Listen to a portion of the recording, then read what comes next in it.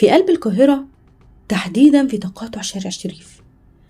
قصر النيل بتقع في عمارة بكل شموخ ولحد الآن موجودة، اسمها عمارة الإيموبيليا، واحدة من أشهر وأقدم عمارات مصر.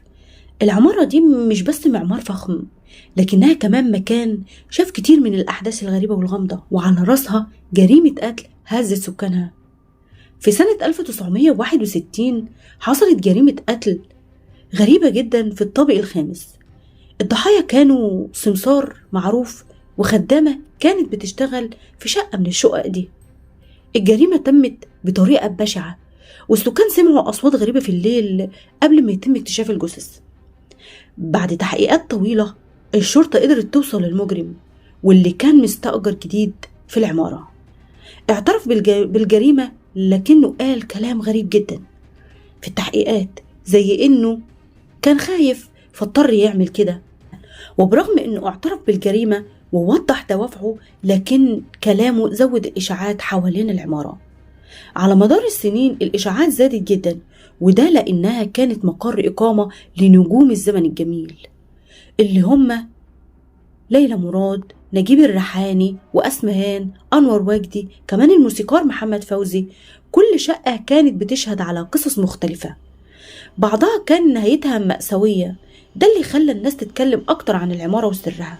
وحتى الإشاعات دي أو كانت الحقائق دي خلت السينما تهتم بالقصة، واتعمل عنها فيلم سنة 2019 بعنوان جريمة الإيموبيليا.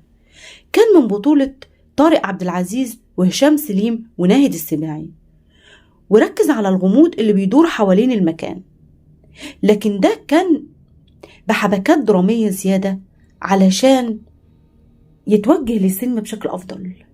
لكن الحقيقة تمت بدافع الطمع، والمستأجر الجديد كان عارف إن السمسار معاه فلوس كتير، فحاول يستدرجه للشقة علشان يتخلص منه وياخد فلوسه.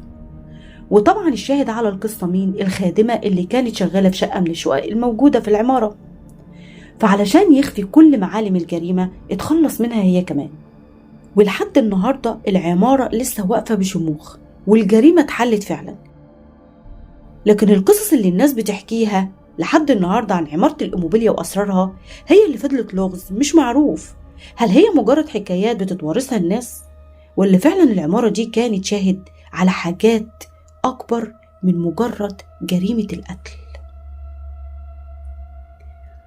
وكده بنوضح لكم إن الجريمة اتحلت، لكن الغموض حوالين العمارة وأسرارها لسه موجود، وهو اللي بيخلي الناس تحكي عنها لحد النهاردة.